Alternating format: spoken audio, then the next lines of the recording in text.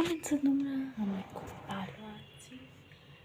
আর দেখতে আমার হাতাকে এটা তাই সো আমি রেডি হয়ে গেছি।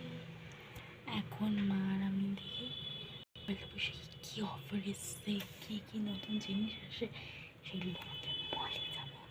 তোমরা হচ্ছে আমার সাথে চলো রেডি হয়ে যাই। রেডি হতে কটা বাজে?